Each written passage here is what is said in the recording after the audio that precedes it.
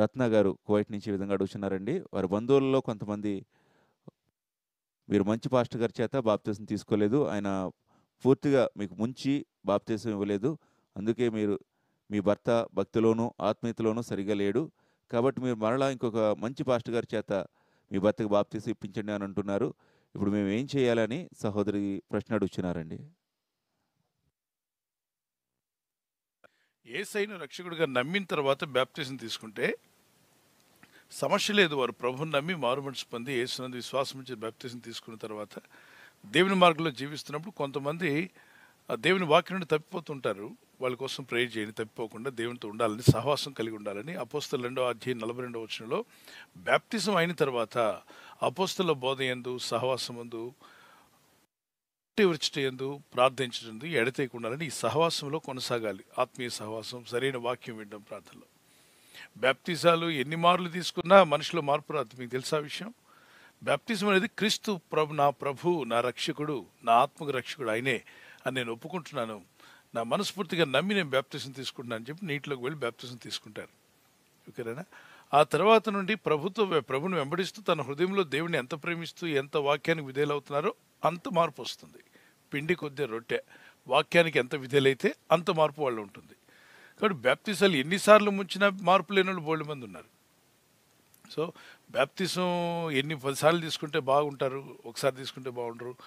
ఇదంతా కూడా మానవ ఆలోచనలు పక్కన పెట్టి దేవుని వాక్యాన్ని ఆలోచన చేయండి. పరిశుద్ధాత్మ దేవుడు విశ్వాసంతో మన ఆత్మలను రక్షించుటకు ఆయన ఈ లోకానికి వచ్చాడు. ఆయన సమస్తము త్యాగం చేశాడు. ఆయన ఎందుకు విశ్వాసం ఉంచారా లేదా, ప్రభుని నమ్ముకొని ప్రార్థిస్తున్నారా లేదా అని.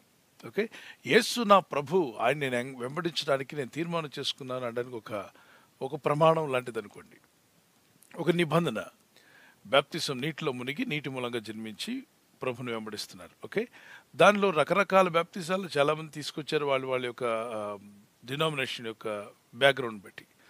దాన్ని కూడా పట్టుకొని మన యొక్క వేలాడనక్కర్లా. హెబ్రీ పత్రిక 6వ అధ్యాయంలో 1-4 వచ్చిన వరకు సంపూర్ణ ఒకటికి సాగిపోండి దేవుని వాక్యాన్ని వింటూ. కనుక మనిషిలో బాప్తిసం పొందితే పూర్తి మార్పు వస్తుందని 3 సార్లు ఇచ్చినా 4 సార్లు ఇచ్చినా మారరు. కాబట్టి మార్పు అనేది హృదయంలో రావాలి. దేవుని వాక్యాన్ని హృదయం అందు పెట్టుకొని వాక్యానుసారంగా నేను మారాలని అతను ఆలోచించాలమ్మా. మీరు ప్రార్థన చేయండి, అతను కూడా మంచి సహవాసంలోకి నడిపించండి ప్రార్థన వాక్యం వింటున్నప్పుడు. ఓకే, ఈ సేవకుడి ద్వారా తీసుకుంటే బాప్తిసం సరిగా రాలేదు కాబట్టి ఇంకో గొప్ప సేవకుడి దగ్గర తీసుకోవాలి, యెరూషలేం వెళ్ళి తీసుకోవాలి. అసలు యేసు ప్రభువారి బాప్తిసం పొందిన యోర్దాన్ నదిలోనే తీసుకుంటే బాగుండు అనుకున్న వాళ్ళు, అది మానవ ఆలోచన. యోర్దాన్ నదిలో పొందినా, కృష్ణా నదిలో పొందినా, గోదావరిలో పొందినా, బాప్తిసం ట్యాంక్లో పొందినా, బాప్తిసం అనేది ఒకటే. నీటిలో ముంచబడి దేవుని యొక్క వాక్యంలో ప్రభుని వెంబడిస్తున్నారు. ఓకే, దేవుని వాక్యాన్ని వినమనండి, వాక్యానికి విధేయులవ్వమనండి. ఇక బాప్తిసాలు ఎన్నిసార్లు పొందిన మార్పు రావు, కానీ జీవితం దేవుని వైపు తిరుగుతూ వాక్యంలో, ప్రార్థనలో, సహవాసంలో ముందుకు సాగమనండి. God bless you. ప్రశ్న బ్రదర్ సురేష్ గారు హైదరాబాద్ నుంచి ఈ విధంగా ప్రశ్న అడుగుతున్నారు. పాస్టర్ గారు, పశ్చాత్తాపడి పాపాలను ఒప్పుకున్నా వారు క్షమింపబడ్డారు అని తెలుసుకోవడం ఎలా అనే విధంగా ప్రశ్న అడుగుతున్నారు పాస్టర్ గారు.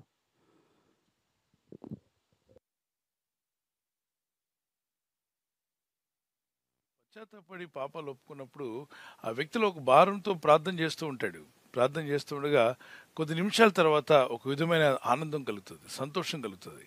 పశ్చాత్తాపం, ఆ కన్నీళ్ళు రావడం ఆగిపోద్ది. స్తుతి వస్తుంటుంది నోటి నుండి. మీరు భోజనం చేస్తారనుకోండి, ఆకలిస్తూ భోజనం చేస్తున్నారు. మీకు ఆకలి తీరిందని మాకు ఎలా తెలుసు చెప్పండి? మేము భోజనం వడ్డిస్తున్నాం, మీరు భోజనం చేస్తున్నారు. మీకు ఆకలి తీరిందని మీకు తెలుస్తుందా తెలీదా? పాస్టర్ మీరే భోజనం చేస్తున్నారు అక్కడ భోజనం పెట్టుకొని. మీకు ఆకలిగా ఉన్నప్పుడు భోజనానికి కూర్చున్నారు, భోజనం చేస్తున్నారు. మీకు ఆకలి తీరినట్టు తెలుస్తుందా తెలీదా? తెలుస్తుంది. ఎప్పుడు ఎలా తెలుస్తుంది? తృప్తి కలుగుతుంది. ఇక చాలు అనిపిస్తుందిగా, ఇంకా చాలు, వద్దు, ఎంత ఇష్టమైన కూరైనా వద్దు, చాలు చాలు చాలు చెప్పి అంటారు కదా. మనుషుడు ఒక దగ్గరే చాలంటాడంటే అదే భోజనం దగ్గర. డబ్బు ఎంత ఇచ్చినా చాలని మాటే ఉండదు. మరి లోకంలో ఏది ఇచ్చినా చాలనే మాట ఉండదు. భోజనం దగ్గర మాత్రం చాలంటాడు. అలాగే తృప్తి ఎలా అనిపించిందో మీకు? ప్రార్థన చేస్తున్నప్పుడు కూడా మనిషిలో సమాధానం వస్తుంది. పాపాలు ఒప్పుకుంటూ దేవుని సన్నిధిలో కన్నీళ్ళతో ప్రార్థన చేస్తుండగా కొద్ది నిమిషాల తర్వాత ఒక విధమైన డివైన్ పీస్ అంటాం, పరలోక సమాధానం. ప్రభు నిన్ను క్షమించాడని, అంగీకరించాడని మీకు అర్థమైపోతుంది. ఓకే, ప్రార్థనలో దేవుని స్తుతిస్తూ ప్రార్థిస్తున్నాడు. మొదటి యోహాను పత్రిక 1వ అధ్యాయం 9వ వచనం చదవండి. మొదటి యోహాను పత్రిక 1:7 వచనం కూడా చదవండి. విశ్వాసంతో ప్రభునందు విశ్వసించి ప్రార్థనలో ముందుకు సాగండి. God bless you. Thank you pastor గారు. ఈ సమయంలో మరొక ప్రశ్న ప్రసన్న గారు హైదరాబాద్ నుంచి అడుగుతున్నారండి. ఎటువంటి అధికారము దేవుడు తన పిల్లలకు అనుగ్రహించాను, అధికారాన్ని మనం ఏ విధంగా గ్రహించాలి, ఆ అధికారం ద్వారా మనం పొందుకునే మేలులు ఏమిటి అని సహోదరి ప్రశ్న అడుగుతున్నారు పాస్టర్ గారు.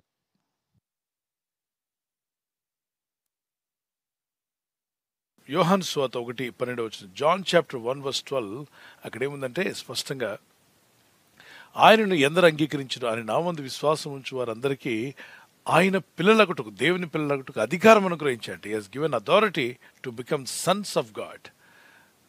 తన్ను ఎందరు అంగీకరించరు వారందరికీ అనగా తన నామందు విశ్వాసం ఉంచిన వారికి దేవుని పిల్లలకుటకు ఆయన అధికారం అనుగ్రహించాను. దేవుని పిల్లలు, ఉదాహరణకి చీఫ్ మినిస్టర్ గారి పిల్లలు ఎలా ఉంటారు చెప్పండి? ఎలా ఉంటారు? భయపడుతూ ఉంటారా, ధైర్యంగా ఉంటారండి? మీ నాన్నగారు చీఫ్ మినిస్టర్ అయితే మీరు ఎలా ఉంటారు? భయపడుతూ వణుకుతూ వెళ్తారా? లేదు, ధైర్యంగా ఉంటారు. కిందకు ఉండాల్సిన తల కొంచెం పైకి ఉంటుంది కదా, ధైర్యంగా ఉంటారు. మిమ్మల్ని ఎవరు భయపెడుతున్నా భయపడరు. ఓకే, మీతో ఏమన్నా ఆటలాడదామని ఏమన్నా మిమ్మల్ని ఇబ్బంది పెడదామని చూసినా మీరు ఏమాత్రం భయపడరు. ఎందుకంటే మీ నాన్నగారు ఎవరు? చీఫ్ మినిస్టర్ గారు కాబట్టి ఆయన అధికారంలో ఉన్నాడు. మరి ఆయన పిల్లలు ఒక్క ఫోన్ కాల్ చేస్తే చాలు కాబట్టి మీరు చాలా ధైర్యంగా ఉంటారు. ఎందుకంటే మీ నాన్నగారు ఒక అధికారంలో ఉన్నారు కాబట్టి, ఒక స్థానంలో ఉన్నారు. అలాగే మరి దేవుని పిల్లలకు అధికారం ఇచ్చాడు అంటే యేసుప్రభువు నమ్మిన వాళ్ళందరూ దేవుని పిల్లలు. అంటే ఇప్పుడు మన తండ్రి ఎక్కడున్నాడు? అధికారంలో ఉన్నాడు, సింహాసనం మీద ఉన్నాడు. ఆయన సింహాసనం మీద ఉండగా ఆయన బిడ్డమైన నీవు దేనికి భయపడాల్సిన అవసరం లేదు. ఏడో ప్రెసిడెంట్ గారు, చీఫ్ మినిస్టర్ గారు కొడుకులు, ప్రైమ్ మినిస్టర్ గారు బిడ్డలే ధైర్యంగా ఉండగలిగితే, సృష్టికర్త అయిన సర్వాధికారి అయిన దేవుని యొక్క బిడ్డగా నువ్వు ఉన్నప్పుడు నువ్వు దేనికి భయపడినక్కర్లా. మీ డాడీ అధికారంలో ఉన్నాడు. ఎస్, నా తండ్రి ఇంకా సింహాసనం మీద ఉన్నాడు. ఆయన ఏమి మాజీ మంత్రి కాదు, ఈజ్ ఇన్ పవర్. సో ప్రార్థించు, ధైర్యంగా ప్రార్థించు. నీకు ఏది కావాలో అడుగు దేవుడిని, విశ్వాసంతో అడుగు. చేతబడి చేశారు, చిల్లంగి చేశారు, ఇంటి ముందు నిమ్మకాయలు పడేశారు, మిరపకాయలు తొక్కావు, లేదంటే ఎవరో చెప్పించారు పక్కింటోళ్ళు, లేదా మంత్రాలు తల్లిన నీళ్ళు వేశారు, పసుపు నీళ్ళు వేశారు నీ ఇంటి ముందు, నీ బైక్ మీద ఎవరో చల్లేసి వెళ్ళారు. ఎందుకు భయపడినాకల్లా? అప్పుడు నువ్వు చెప్పాలి, నా తండ్రి సింహాసనం మీద ఉన్నాడు, ఆయన ఆజ్ఞాపిస్తే దేవదూతలు వచ్చి ఇవన్నీ కూడా తొలగించేస్తాయి. నేను దేనికి భయపడను, చేతబడి శిలంగ శక్తులు దేనికి భయపడను. అయితే మనుషులను పెద్దవాళ్ళని గౌరవిస్తాను, సేవకులను గౌరవిస్తాను, అధికారులను వారిని గౌరవిస్తాను. భయపడినాను కదా అని చెప్పి ట్రాఫిక్ లైట్స్ ఉన్నప్పుడు, రెడ్ లైట్ ఉన్నప్పుడు భయపడకుండా వెళ్ళారనుకోండి, ఫైన్ పడుతుంది. అదే ప్రభా భయపడొద్దున్నావు, నీ బిడ్డ కదా అంటే రూల్స్ పాటిస్తారు. దేవుని పిల్లలు దేవుని యొక్క రూల్స్ పాటిస్తారు. అలాగే భౌతికంగా ఉన్నటువంటి రూల్ అబైడింగ్ పీపుల్ ఎవరంటే క్రిస్టియన్స్ అని చెప్పి ఒక పేరు ఉంది. కాబట్టి దేవుని బిడ్డలారా ధైర్యంగా ఉండండి. ఆ authority you have to make use of it. ఇప్పుడు డీమన్స్, దురాత్మలు, చీకటి శక్తులు వాటిని గద్దించేటప్పుడు, ఎస్, నా నా తండ్రి సింహాసనం మీద ఉన్నాడు, ఆయన బిడ్డను నేను, నా ఇంట్లోకే దురాత్మలు రావడానికి వీల్లేదు, గద్దించాలంతే. నువ్వు గొప్ప పరిశుద్ధురాలువా, నువ్వు దేవుని సేవకుడు అంత గొప్పవాడువా, కాబట్టి నువ్వు గద్దించకూడదు అని చెప్తే ఆ మాటలు నమ్మకండి. ఈరోజు ప్రభుని నమ్మి ప్రభునందు విశ్వసించిన నువ్వు కూడా దేవుని కుమారుడివే.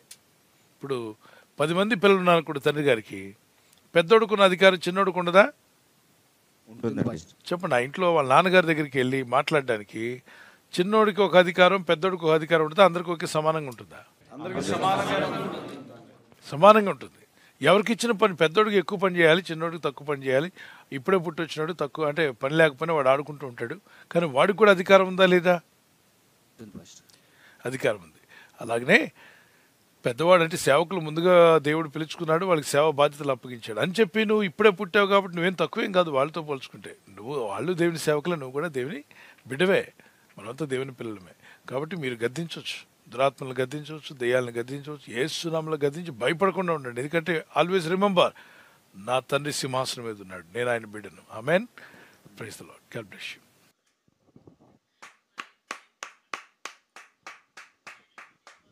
Thank you pastor garu. తర్వాత ప్రశ్న సిస్టర్ అనిత గారు గాజువాక నుంచి ఈ విధంగా ప్రశ్న అడుగుతున్నారు పాస్టర్ గారు. గలతీలు రాసిన పత్రిక 3వ అధ్యాయము 5వ వచనం వాక్య వివరణ అడుగుతున్నారు పాస్టర్ గారు. ధర్మశాస్త్ర సంబంధమైన క్రియలు, విశ్వాస సంబంధమైన క్రియలు అంటే ఏమిటి అనే విధంగా ప్రశ్న అడుగుతున్నారు పాస్టర్ గారు.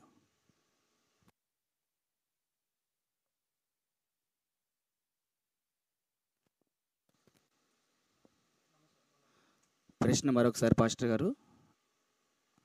గళితీలు రాసిన పత్రిక 3వ అధ్యాయము 5వ వచనము. వాక్యం ఎవరిని అడుగుతున్నారు పాస్టర్ గారు? ధర్మశాస్త్ర సంబంధమైన క్రియలు, అదేవిధంగా విశ్వాస సంబంధమైన క్రియలు అంటే ఏమిటి అనే విధంగా అంటే వాక్య ఇక్కడ వివరణ అపోజిట్ పౌలు చెప్తున్నాడు, ఏదో మేము క్రియల ద్వారా సాధిస్తాము అని అంటుంటే అలా కాదు నాయన. ఆత్మను అనుసరించి అంటే దేవుని యందు విశ్వాసం ఉంచడం వల్ల మనం రక్షణ పొందాం. ఇప్పుడు మీరంతా ధర్మశాస్త్రాన్ని పాటించడం వల్ల మీకు రక్షణ కలిగిందా చెప్పండి? లేదు. ఏనా? మీరంతా ధర్మశాస్త్రంలో పాత నిబంధనలో ఉన్న అన్ని అధ్యాయాలు, పాత నిబంధనలు ఉన్నవన్నీ మీరు పాటించారా? పాటించలేదు. పాటించకపోయినా మరి యేసు ప్రభువుని నమ్ముకున్నప్పుడు మీకు రక్షణ కలిగిందా? కలిగింది. అందుకే అంటున్నాడు, ధర్మశాస్త్ర కీల మూలంగా కాదు, విశ్వసించి మీరు ప్రార్థించినప్పుడు మీ పరిశుద్ధాత్మ మీరు పొందుకున్నారు, ఆత్మ వల్ల కార్యాలు పొందుతున్నారు. దాని కింద ఇంకా వివరంగా ఉంటుంది. అబ్రహాము దేవుని నమ్మెను, అది అతనికి నీతిగా ఎంచబడింది. అబ్రహాము దేవుని నమ్మాడు కాబట్టి అది అతనికి నీతిగా ఎంచబడింది. అందుకే దేవుని నమ్మడం, నమ్మిక, విశ్వసించి ప్రార్థించండి, భయపడకము, నమ్మిక మాత్రం ఉంచమన్నాడు. కనుక ఈ రోజుల్లో నేను కొంతమంది ప్రభువు ఎత్తుకు రమ్మని మీరు పిలిచారనుకోండి, నేను మంచోడిని కాదండి, నా అలవాట్లు పోయాక వస్తానండి అంటారు. నీ అలవాట్లు పోయాక నువ్వు ఎప్పుడు వస్తావు? నీ అలవాట్లు నువ్వు మానుకోలేవు, నీ ఇంక వచ్చేది కూడా ఉండదు. కాబట్టి నువ్వు అలవాట్లు ఎన్నున్నా అలవాట్లతో పాటు వచ్చి ప్రభువా నా అలవాట్లు వదిలించని ప్రార్థన చేయి, నా పాపాలు తీసేయమని ప్రార్థన చేయి. ఆయన విడిపించేవాడు.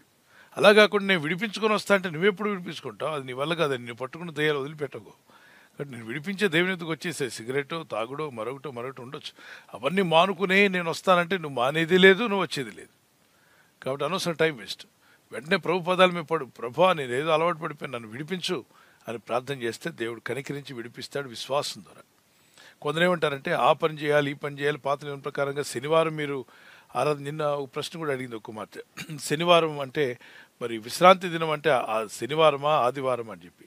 అమ్మ, పాత నిబంధన ప్రకారంగా శనివారమేనా, కొత్త నిబంధన ప్రకారంగా ఆదివారమే మనం ప్రార్థన చేయాలి ప్రభుని. ఎందుకు అంటే ప్రతిరోజు ప్రార్థన చేయొచ్చు, ఆదివారం కూడుకోవాలి. ఎందుకని? ప్రభు పునరుద్ధరణే తిరిగి లేచాడమా, విజయోత్సవంతో దేవుని గణపరచాలి, ఆదివారం ప్రభుని మహింపరచాలి. ఇక్కడ కూడా విశ్వాసం ద్వారా దేవుని గణపరుస్తూ ప్రార్థిస్తున్నాడు, మీకు రక్షణ కలిగింది. అబ్రహాం దేవుని నమ్మిన గనుక అది అతనికి నీతిగా ఎంచబడింది. అబ్రహాం టైంలో ధర్మశాస్త్రం లేదే, పాస్టర్ గారు లేరు, లేవీలు లేరు, ప్రధాన యాజకుడు లేడు, మరి లేవీ కాండము అప్పుడు లేదు, అప్పటికి నిర్గమాకాండం కూడా ఇవ్వబడలేదు ఎవరికి? అబ్రహాం కాలంలో. మరి ఆజ్ఞలు లేవు ఆయనకి. లేకపోయినా దేవుడు నమ్మాడు కాబట్టి అతను నీతిమంతుడిగా తీర్పు తీర్చబడ్డాడు. ఈరోజు నీవు కూడా యేసుక్రీస్తు నందు విశ్వాసం ఉంచి నమ్మిక ఉంచినట్లయితే ఆ నీతిని యేసుక్రీస్తు ద్వారా మీరు పొందుకుంటున్నారు. ఏదో ధర్మశాస్త్రం అంతా పాటిస్తేనే మీకు వస్తుంది అనుకుంటే మీరు పాటించలేరు, మీ వల్ల కాదు. కాబట్టి మీరు ప్రభు పాదాల మీద పడండి, సరెండర్ అయిపోండి, దేవాలను క్షమించమని ప్రార్థన చేస్తే దేవుడు తప్పనిసరిగా మిమ్మల్ని రక్షిస్తాడు, కాపాడుతాడు. మరొక మాట మీకు జ్ఞాపం చేస్తున్నాను, ఈరోజు మనం రక్షణ పొందామంటే మన నీతి క్రియలను బట్టి కాదు, విశ్వసించి ప్రార్థించడం వల్ల. మరి రక్షణ ఎందుకు ఇచ్చాడు దేవుడు అంటే నీతి క్రియలు చేయడానికి. నీతి క్రియలు బట్టి రక్షించబడలేదు, కానీ రక్షించింది ఎందుకు ప్రభు అంటే సత్క్రియలు చేయడానికి, నీతి క్రియలు చేయడానికి. ఇంతకుముందు నువ్వు చేయకపోయినా దేవుడిని రక్షించాడు, అది కృప. మరి ఇప్పుడు రక్షించబడ్డాక నీవు నీతి క్రియలు చేయాలి, సత్క్రియలు చేయాలి. నీతి క్రియలు, నీతి ఫలాలు, మారుమనసు తగిన ఫలాలు, ఆత్మ ఫలాలు కలిగి మనం ముందుకు వెళ్ళాలి. మరో సహోదరి చేతులు ఇలా ఎత్తి ప్రార్థన చేస్తున్నానండి, ఆ ప్రార్థన చేయొచ్చా అంటే ఇలా చేతులు చూపిస్తూ ప్రార్థన చేస్తుంటే వద్దన్నారట. ఇలా చేతులు ఎవరి వైపు చూపిస్తున్నారు? మనిషి వైపు కాదుగా. మీరు మనుషుల వైపు చేతులు చూపిస్తే ఏమమ్మా నా వైపు చేతులు చూపిస్తున్నావు, ప్రభు వైపు చేతులు చూపించి ప్రార్థన చేయమ్మా, సాయం చేసేవాడు ప్రభువే కదా అని చెప్పాలి. ఇలా చేతులు ఎత్తి ప్రార్థిస్తుంటే అమ్మా చేతులు ఎత్తొద్దు, అలా ఎత్తకూడదు అన్నారట. ఆయన వైపు ఎత్తలేదుగా, ఈమె చేతులు ఎవరి వైపు ఎత్తింది? ప్రభు వైపే కదా. మరి పురుషుల్లాగా పూర్తిగా చేతులు రెండు పైకి ఎత్తలేదుగా, ఆమె ఇలా చేతులు చూపిస్తూ ప్రభు దగ్గర ప్రార్థన చేస్తుంది. దానికి అభ్యంతరం ఏంటి అంటే మాకు కొంతమంది ఏదో వాక్యము పూర్తిగా తెలుసా తెలియదా, మరి ఎట్లా బోధకులు అయ్యారు, ఏ విధంగా మీరు అర్థం చేసుకుంటున్నారు వాక్యాన్ని? ప్రతి ఒక్కరూ దేవుని మీద ఆధారపడమనే కదా వాక్యం ఉంది. ఇప్పుడు పాప బాబు నాన్న దగ్గరికి వచ్చినప్పుడు చేతులు ఎత్తి నాన్న ఎత్తుకోమన్నప్పుడు పాప ఏం చేతులు కిందకి పెట్టి ఎత్తుకోమంటుంది, బాబు ఏం చేతులు పైకెత్తి ఎత్తుకోమంటాడా? మరి పురుషులారా చేతులు పైకెత్తి ప్రార్థించమని ఉంది కదా, పవిత్రమైన చేతులు అన్నాడు అక్కడ. పొరుగు అని భార్య మీద చేయడం, లంచాలు పుచ్చుకోవడం, పాప పనులు చేసి ఆ చేతులు పైకెత్తొద్దు, దేవుడు ఒప్పుకోడు. మీరు ముందు పవిత్రలవ్వండి, యేసు రక్తంలో పాపాలు ఒప్పుకోండి, తర్వాత మీ చేతులు ఎత్తి పవిత్రమైన మనసుతో ప్రార్థన చేయండి. పవిత్రమైన చేతులతో 1 తిమోతి 2:8 ఉంది. అక్కడ మరి స్త్రీలను లేదు కదా అంటాడు. మరి ఆయన వంకర టింకరగా ఆలోచన చేయకండి, మనమంతా దేవుని పిల్లలం. ఓకే, ఎన్నో చోట్ల పరిశుద్ధ లేఖనాల్లో రాయబడింది మోషే తన చేతులు దేవుని వైపు ఎత్తాడు. మరి మోషే ఎత్తాడు కానీ అందరి ఎత్తమని లేదు కదండి. విలాప వాక్యంలో 3వ అధ్యాయం 41-42 వచనాలు అక్కడ కామన్గా చెప్పాడు. మన చేతులను మన అన్నప్పుడు దేవుని పిల్లలందరూ ఉండారు అక్కడ.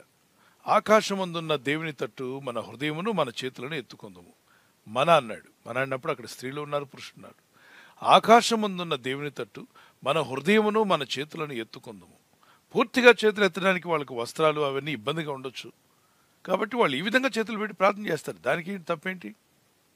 వాళ్ళు వస్త్రాలు నీట్గా ఉన్నప్పుడు ప్రార్థన చేస్తున్నప్పుడు ప్రతిదానికి అలా ఎత్తద్దు, ఇలా ఎత్తద్దు, రకరకాల అంటే వైరస్లు ఈ మధ్య కరోనా వైరస్ చైనా నుండి వచ్చింది అనుకుంటున్నాం, కానీ మన మధ్యలోనే చాలా వైరస్లు ఉన్నాయని ఇప్పుడు తెలుస్తుంది. రకరకాల వైరస్లు, ఒక్కొక్కడికి ఒక్కో వైరస్. వాక్యం చదవండి, వాక్యం వైపు చూడండి, అర్థం చేసుకోండి, దేవునితో నడవండి. ఆకాశం ముందున్న దేవుడు, అయ్యా నీ వైపు నీ చేతులు చాపలేదయ్యా, నేను దేవుని వైపు చేతులు ప్రార్థన చేస్తున్నాను, మీరు కూడా కళ్ళు మూసుకొని ప్రార్థన చేయండి అని చెప్పండి. ఇక్కడ ఆకాశం అందున్న దేవుని తట్టు మన హృదయమును మన చేతులను ఎత్తుకుందాము, ప్రార్థన చేద్దామని చెప్తున్నాడు. అలాగే 141 కీర్తన ఏమన్నాడు? 141 కీర్తన, నేను చేతులు ఎత్తుట సాయంకాలపు నైవేద్యం వలె ఉందన్నాడు.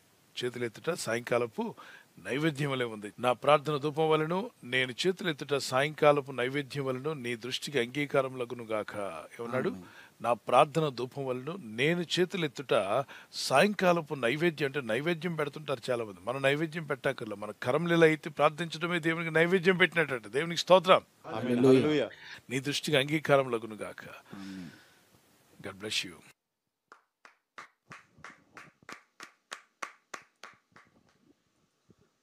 అదే సిస్టర్ గారు మరొక ప్రశ్న అడుగుతున్నారు పాస్టర్ గారు. గలతీలు రాసిన పత్రిక 1వ అధ్యాయము 7వ వచన ప్రకారము కలవరపరిచేవారు అంటే ఎవరు అనే విధంగా వాక్యాన్ని అడుగుతున్నారు పాస్టర్ గారు.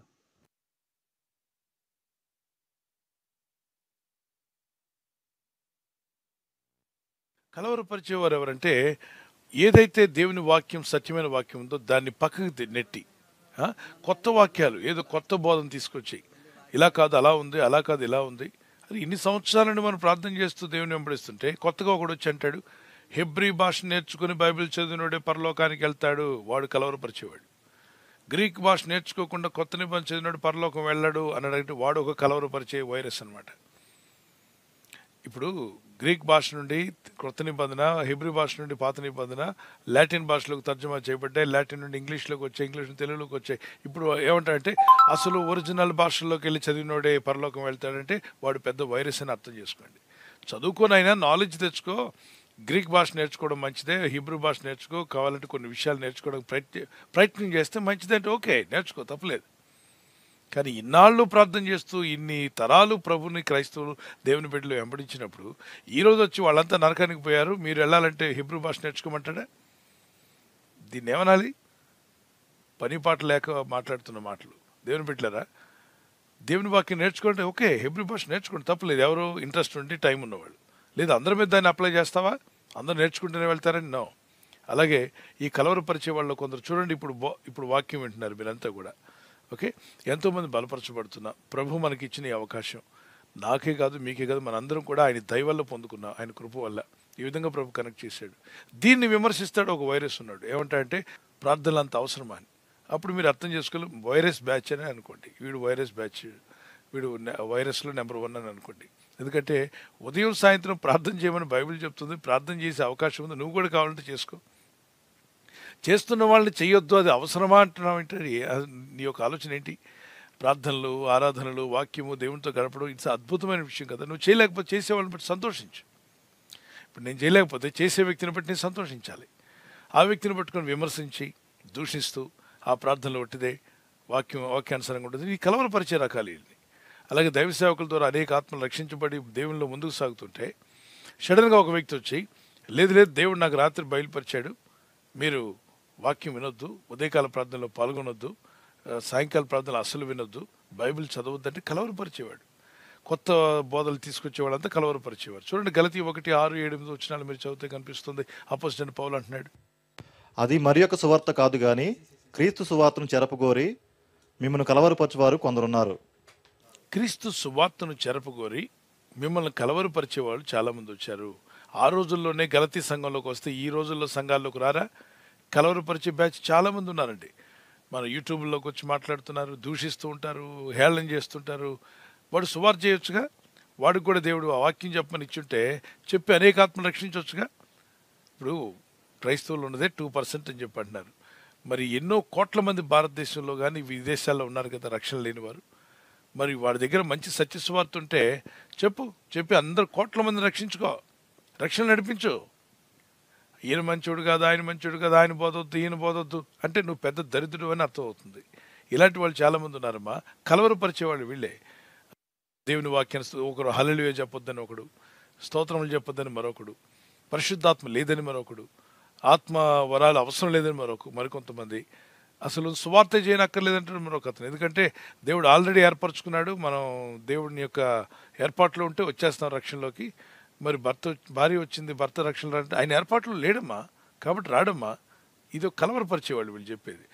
భర్త ఏదో రీతిగా మీరు పవిత్రమైన ప్రవర్తన కలిగి ప్రార్థిస్తుంటే భార్యల యొక్క నడవడి వలన భర్తలు రాబట్టబడవచ్చును, ఏదో ఒక రోజు వస్తాడు ప్రార్థనకి అని నమ్మమని బైబిల్ చెప్తుంటే వీళ్ళేమంటారంటే అతను ఏర్పాట్లు లేడు కాబట్టి రక్షణలోకి లేదంటాడు. దయచేసి కలవరపరిచే వాళ్ళ మాటలు నమ్మకండి, వాక్యంలో ముందుకు సాగండి. God bless you.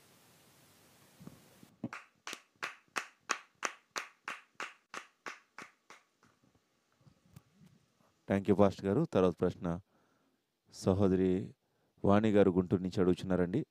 పరిశుద్ధాత్మకి పక్షపాతం లేనప్పుడు అందరికీ అన్ని వరాలు ఎందుకు ఇవ్వడం లేదు అని అడుగుతున్నారండి. పరిశుద్ధాత్మకి పక్షపాతం లేనప్పుడు అందరికీ అన్ని వరాలు, పరిశుద్ధాత్మ వరాలు ఎందుకు ఇవ్వడం లేదు అని ప్రశ్న అడుగుతున్నారండి.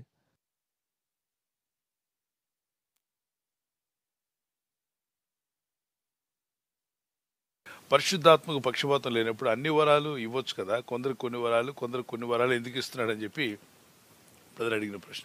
ఇక్కడ వాక్యంలో మనం చూద్దాం. 1 కొరింథీ పత్రిక 12వ అధ్యాయం 8, 9, 10 వచనాల్లో ఎలాగనగా ఒకనికి ఆత్మ మూలముగా బుద్ధివాక్యమును, మరి ఒకనికి ఆత్మను అనుసరించి నా జ్ఞానవాక్యం. ఆ అనే మాట గుర్తుపెట్టుకోండి. మరి ఒకనికి ఆ ఆత్మ వలననే, అక్కడ కూడా మీరు హైలైట్ చేసుకోండి, ఆ ఆత్మ అనేది హైలైట్ చేసుకోండి, విశ్వాసమును. మరి ఒకనికి ఆ ఒక్క ఆత్మ వలననే, అది కూడా హైలైట్ చేయండి, స్వస్థపరచు వరము. మరి ఒకనికి అద్భుతములు చేయు వరమును, శక్తియు. మరి ఒకనికి ప్రవచన వరమును, మరి ఒకనికి ఆత్మల వివేచనయు, మరి ఒకనికి నానావిధ భాషలను, మరి ఒకనికి భాషలకు అర్థం చెప్పు శక్తియు అనుగ్రహింపబడి ఉన్నది. ఎవరి వల్ల? ఆ ఒక్క ఆత్మ వల్లనే. ఆ ఆత్మ అంటే పరిశుద్ధాత్ముడే. ఎందుకు ప్రభువా అన్ని వరాలు ఒకరికి ఎందుకు ఇవ్వకూడదు? కొంతమంది ఈ మధ్య కొందరు చెప్పే మాటలు కూడా, మేము 100 రోజులు ఫాస్టింగ్ ఉన్నాం, నాకు 9 వరాలు దేవుడు ఇచ్చాడు. నేను 40 రోజులు ఉన్నాను, 40 వరాలు అంటే 9 వరాలు ఇచ్చేసాడు. నేను 50 రోజులు ఉన్నాను కాబట్టి 9 వరాలు నాలోనే పనిచేస్తున్నాయి. ఇదంతా బూటకం, డొల్ల మాటలు. బాగా గుర్తుపెట్టుకోండి. వేరే మతాల్లో ఉంటారు కదా వాళ్ళు, నేను ఇన్ని రోజులు తపస్సు చేశాం కాబట్టి ఆ వరం వచ్చింది, ఈ వరం వచ్చింది. మీరు తపస్సు చేయలేదు కాబట్టి మీకు రాలేదు. మేము తపస్సు ఎక్కువ చేసాం, ఎక్కువ వరాలు ఇచ్చాడు. అది కాదు. ఇక్కడ ఉపవాసం ఉండి ప్రార్థన చేయడం వల్ల మీరు దేవునికి దగ్గర అవుతారు, మీరు సరిచేయబడతారు. మీ ఆత్మ, మనసు, శరీరము దేవుని యొక్క వాక్యంలో, ప్రార్థనలో దేవునితో సహవాసం కలిగి ఉండడానికి. వరాల కోసం ఉపవాసాలు ఉంటే వస్తుందంటే చాలామంది ఉపవాసాలు ఉండి వరాలు తెచ్చేసుకుంటారు. అలా కాదు. నాకు తెలిసిన తమ్ముడు ఒక అతను 21 రోజు వట్టి నీళ్లతోనే ఉన్నాడు. మరొక తమ్ముడు 7 రోజులు వట్టి నీళ్లతోనే ఉన్నాడు. మరో తమ్ముడు అయితే 5 రోజులు ఏమీ తీసుకోకుండా, నీళ్లు కానీ ఆహారం కానీ తీసుకోకుండా ఉన్నాడు. కొందరు 40 రోజులు ఉన్నారు, ఒక్కొక్క పూట తిని. మా తండ్రి గారు 40 రోజులు ఆహారమే తీసుకోకుండా, అసలు టీ కానీ కాఫీ కానీ ఏమీ తీసుకోకుండా 40 దినాలు అనుకున్నారు. ఒక రూమ్లోకి వెళ్ళారు, అటాచ్డ్ బాత్రూమ్ ఉంటుంది, వాటర్ మాత్రం తాగుతుంటారు. అలా కొన్నాళ్ళు పోయిన తర్వాత వాటర్ కూడా ఎక్కువ తాగాలనిపించలేదు, ఎందుకంటే బలహీనం అయిపోయింది బాడీ అంతా కూడా. సో మళ్ళీ తిరిగి కోలుకోవడానికి 14 రోజులు పట్టింది. ఏంటి 40 రోజులు ఫాస్టింగ్ ముగించుకొని ప్రజలందరూ ముందుకు వచ్చి మాట్లాడి సాక్ష్యం చెప్పడానికి వాటికి 14 రోజులు టైం తీసుకుంది. ఈ మధ్య 50 రోజులు ఉన్నామంటున్నారు, 100 రోజులు ఉన్నామంటున్నారు, మళ్ళీ బయటకు వచ్చి బాగానే మాట్లాడుతున్నారు. అంటే అది దేవుని శక్తి అంటున్నారు. కాదు పిల్లలు, మానవ దేహము బలహీనమైనప్పుడు మళ్ళీ తిరిగి కోలుకోవడానికి కొంత టైం పడుతుంది. మరి మోషే గారు పర్వతం మీద ఉన్నారు కదా, సియోను పర్వతం మీద. అంటే దేవుడు తీసుకెళ్ళాడు మోషేని సియోను పర్వతం మీదకి.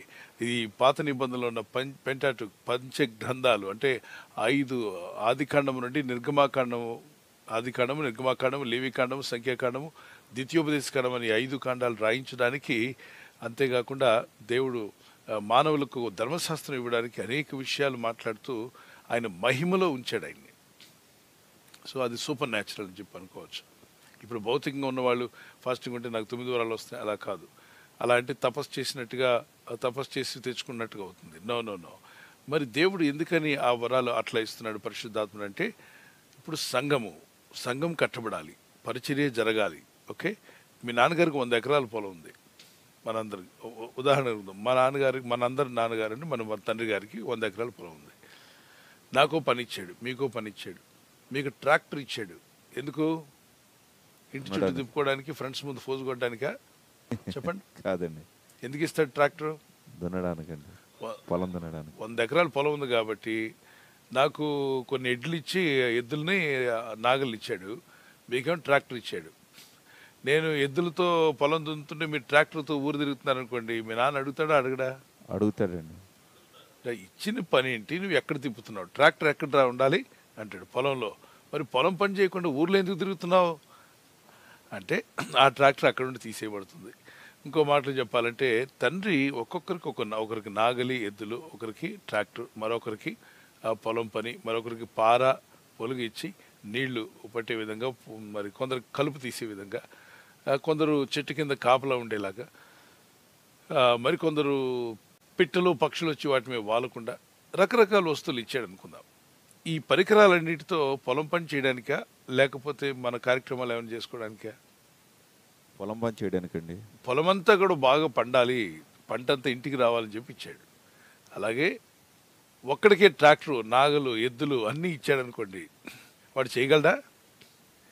చేయలేక మధ్యలో సతికిలు పడే అవకాశం ఉంటుంది. కాబట్టి అందరితో పని అవ్వాలి. కనుక 5 వేళ్ళు ఒకే సైజులో లేవు, ఒక్కొక్క వేలుకి ఒక్కొక్క బలం ఉంది. ఈ చిన్న వేలుకి ఒక బలం, తక్కువ బలం ఉంటే బొట్టిన వేలుకు అద్భుతమైన బలం ఉంది. ఈ అన్ని 4 వేళ్ళకి సహాయం చేయగలిగేటువంటి బలం దీనిలో ఉంది. ఇదిలో ఏదైనా వేలు ఒకటి పోతే ఎంతో కొంత పని చేయొచ్చు, కానీ ఇది పోతే మాత్రం పని చేయడం కష్టం అయిపోద్ది. అలాగే ప్రతి వ్యక్తిని దేవుడు ఒక విశ్వాసిగా రక్షణలోకి వచ్చినప్పుడే కొన్ని వరాలు మీలో పెడుతున్నాడు. ఆ వరాలు సంఘానికి ఉపయోగపడతాయి, దేవుని ప్రజలకు ఉపయోగపడతాయి, దేవరాజ్యం కట్టడానికి ఉపయోగపడతాయి. అవి మీలో ఉన్నాయి, దేవుడు మీలో పెట్టాడు. ఇప్పుడు ఉదయకాలం కొన్ని వేల మందిగా కూడి ప్రార్థన చేస్తున్నాం. ఒక్కొక్కరు ప్రార్థన వింటుంటే ఎలా అనిపిస్తుంది మీకు? చక్కగా దేవుని సన్నిధిలో ప్రార్థన చేయగలుగుతున్నారు, పరిశుద్ధాత్మ నడిపింపు వారిలో ఉంది కాబట్టి వాళ్ళు ప్రార్థన చేయగలుగుతున్నారు. మరికొందరు చక్కని సాక్ష్యం ఇవ్వగలుగుతున్నారు, మరికొందరు సువార్త చెప్పగలుగుతున్నారు. సో ఈ విధంగా పలుమార్లు అనేక విషయాలు భూమి మీద దేవుడు తన సంఘాన్ని స్థాపించడానికి ఇస్తున్నాడు. సో 9 వరాలు అల్టిమేట్గా ఎందుకు ఇచ్చావు దేవా అంటే, ఎగ్జాక్ట్గా సంఘం కట్టబడడానికి, సంఘ క్షేమాభివృద్ధి కొరకు, ఆత్మల రక్షణ కొరకు, మరి అనేక ఆత్మలు దేవుని తీసుకొని రావడానికి ఇచ్చాడు. కానీ మన సొంత కార్యక్రమాల కోసం ఇవ్వలేదు. అందుకే మీరు గమనించారా, ఎలీషా ద్వారా 200 ఆత్మ పొందిన ఎలీషా అద్భుతాలు చేశాడు, చనిపోయిన వారిని కూడా తిరిగి లేపాడు. కానీ ఆయనకు రోగం ఉన్నప్పుడు స్వస్థపరచుకోలేకపోయాడు. మీకు తెలుసా? ఆయనకు అనారోగ్యంతో మంచం పట్టి ఉంటే అందరినీ బాగు చేసిన వ్యక్తి తన దగ్గర ఉన్న వరంతో తనను బాగు చేసుకోలేకపోయాడు. ఏమంటారు దీన్ని అంటే, చేయువాడు కార్యసిద్ధి జరిగించేవాడు దేవుడే. కాబట్టి మనుషులు మేమంతా కూడా సేవకులు మాత్రమే. ఆయన పొలంలో పనివారం, ఆయన ఇంట్లో పనివారం. కాబట్టి మనల్ని వాడుకుంటున్న దేవునికి మహిమ చెల్లును గాక. ఆయన పక్షపాతం లేకుండా ఎవరి ద్వారా ఏ పని జరుగుతుందో ఇస్తాడు. ఒకవేళ ఒక వరం పొంది నమ్మకంగా దాన్ని వాడుతూ దాని ద్వారా దేవుని రాజ్యం స్థాపిస్తూ ఉన్నట్లయితే మరొక వరం కూడా యాడ్ చేస్తాడు దేవుడు. ఆ వ్యక్తి అపేక్షించాలి. అందుకే 1 కొరింథీ 14:1-2 వచనాల్లో వరాల కొరకు అపేక్షించమంటాడు. ప్రేమ కలిగి ఉన్నటకు ప్రయాసపడి ఆత్మ సంబంధమైన వరములను ఆసక్తితో అపేక్షించుడి, విశేషముగా ప్రవచన వరం అపేక్షించుడి. అంటే ఆత్మ సంబంధమైన వరాలను మనం అపేక్షించాలి, అడగాలి, దేవుని దగ్గర పొందుకోవాలి. ఒక వరం బాగా వాడుకున్నప్పుడు మరొక వరం కూడా యాడ్ చేసి మంచిగా వాడు. కానీ 9 వరాలు మాత్రం ఒకడికి ఇవ్వడు. ఇస్తే గర్వాంతుడై లూసిఫర్లా తయారవుతారు, వాళ్ళు పడిపోతారు కూడా వాళ్ళ ఆత్మీయ జీవితం. ఇంతవరకు ప్రపంచంలో 9 వరాల చేత వాడబడిన వ్యక్తి ఎవరో ఒకసారి మీరు ఆలోచన చేయండి. చెప్పుకునే వాళ్ళు చాలామంది ఉన్నారు. ఒకప్పుడు చెప్పేవారు, బ్రదర్ డీజీఎస్ దినకర్ గారికి 9 వరాలు ఉన్నాయండి అని.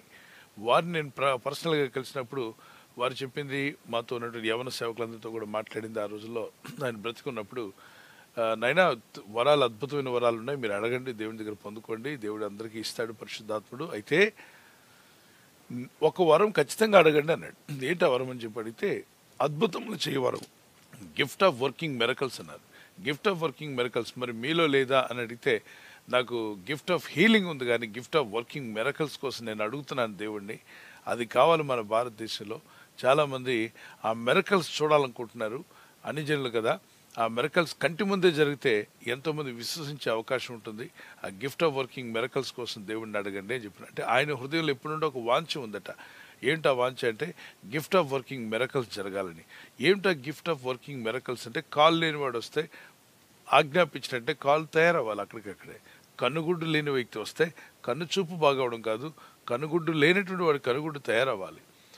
మరి ఊచ చేయగలవాడు ఎండిపోయిన చేయబోతా అంటే ఇలా పక్షపాతంతో పూర్తిగా పడిపోయిన చేతులతో వస్తే ఆజ్ఞాపించిన వెంటనే ప్రభునామలో అతని చేతులు కాళ్ళు ఫ్రీ అయిపోయి పూర్తిగా లేచి గంతులు వేయాలి. ఏదో కొద్దిగా జరిగింది, అది జరిగిందంటే అవన్నీ హీలింగ్స్ అంటాం. వాటిని హీలింగ్స్ కింద తీసుకోవాలి. స్వస్థతలు అవి ప్రభు చేసిన స్వస్థతలు. అద్భుతములు చేయ వరం కోసం కూడా ప్రార్థన చేయండి. అయితే దేవుడు ఆ వరాలను ఎందుకు ఇవ్వడు? కొన్నిసార్లు ఇవ్వచ్చు కదా, అందరిని మార్చేస్తాం కదా. చనిపోయిన వాడిని లేపే వరం ఇస్తే ఎంత బాగుంటుంది, అవునా? మానవ హృదయాలు ఎలాంటివో మీకు తెలుసా? హృదయాలు ఎరిగిన దేవుడు ఎప్పుడు ఏది ఇవ్వాలో ఆయనకి బాగా తెలుసు. యేసు ప్రభు వారే స్వయంగా లాజర్ అనే వ్యక్తి చనిపోయినప్పుడు తిరిగి లేపాడు కదా. తిరిగి లేపినప్పుడు మరి ఆ ఊరోళ్ళంతా నమ్మారా ప్రభుని? నమ్మలా. ఎందుకు నమ్మలేదు? ఆయన వాళ్ళు ఏమన్నారంటే అక్కడ ఆ మత పిచ్చోళ్ళు అందరూ కలిసి, అరే ఈయన్ని ఇలా వదిలేసామంటే చనిపోయిన వాళ్ళు లేపుతున్నాడు కాబట్టి జనమంతా ఈయన నమ్మేసుకుంటారు, అందరూ ఈయన మతంలో చేరిపోతారు, అందరూ ఈయన మార్గంలోకి వచ్చేస్తారు. అప్పుడు మనం యూదా మతం ఏమైపోతుంది అని ఒకరితో ఒకడు రహస్యంగా మాట్లాడుకుని చెవుల్లో మత పెద్దలందరూ రాళ్ళు తీసుకుని కొట్టి చంపేయండి అన్నారట మత నాయకులు. ఇతను బ్రతికి ఉంటే మన మతం బతకదు, మనం బతకలేం, కాబట్టి అర్జెంటుగా ఇతను చంపేయండి అని అంటే వాళ్ళంతా రాళ్ళు పట్టుకుని వచ్చారు. ఎవరిని కొట్టడానికి? యేసుప్రభుని కొట్టడానికి. ఎందుకు? చనిపోయిన వాడిని లేపినందుకు. ఈ రోజుల్లో ఇప్పుడు ఎన్నో మతాల మధ్యలో మనం ఉంటున్నాం. మీరు అద్భుతమైన చనిపోయిన వాడిని తిరిగి లేపడం ప్రారంభిస్తే అందరూ జీసస్ నమ్మేసుకుంటారు. ఇది తెలిసిన వెంటనే మిగిలిన మతాలన్నీ ఏం చేస్తాయి? అర్జెంటుగా వ్యక్తిని ముగించండి, ఇతను ఉన్నాడా, మన మతాలు ఖాళీ అవుతాయి కాబట్టి అర్జెంటుగా ఇతను ఉండడానికి వీల్లేదు, ఇక్కడ చచ్చిన వాడిని తిరిగి లేపుతున్నాడు, అర్జెంట్ తీసేవాడు. అంటే మన ప్రాణాలు పోకుండా దేవుడు మనకు ఆ వరాలు ఇవ్వట్లేదా?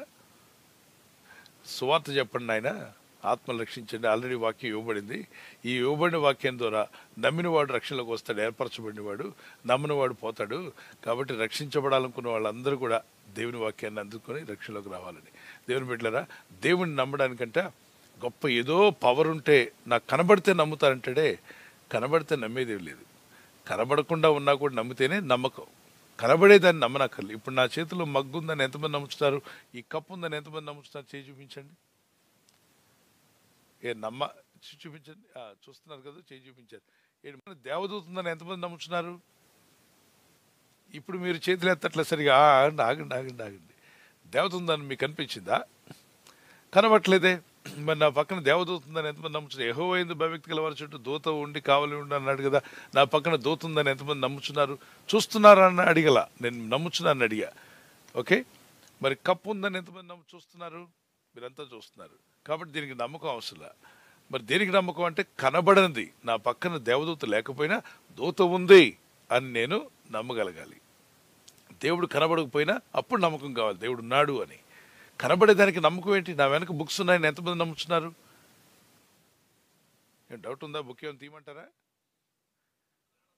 అంటే రోగల బండి తెచ్చి నడ్డీని కొడతాడు. ఎరా నేను పోయాను అనుకుంటున్నావా అని. అమ్మా నువ్వు ఉన్నావని నమ్ముచున్నాను అన్నకల్లా. భార్య దగ్గరికి వెళ్ళి భార్య నువ్వు ఉన్నావని నమ్ముచున్నాను అన్నదంటే చీపురు గడ్డ తీసుకొస్తుంది. దేవుని బిడ్డలారా, ఉన్నారాళ్ళు, పోలేదు. అయితే లేని దానికే నమ్మకం కావాలి, కనబడని దానికి. నువ్వు ఏదైతే చూడలేవో దానికి నమ్మకం కావాలి. అందుకే దేవుడు కనబట్టలేదా? ఆయన ఉన్నాడని నమ్ము. ఎందుకంటే అన్ని భాషల్లో దేవుడు అనే పదం ఉంది. పరలోకం కనబట్టలేదా? అన్ని భాషల్లో పరలోకం అనే పదం ఉంది, నమ్మాల్సిందే. నరకం కనబట్టలా, కానీ అన్ని భాషల్లో నరకం అనే పదం ఉంది, కాబట్టి నమ్మాలి. నీలో ఆత్మ ఉంది, ఆత్మ కనబట్టలా, కాబట్టి నీకు నమ్మకం కావాలి. God bless you.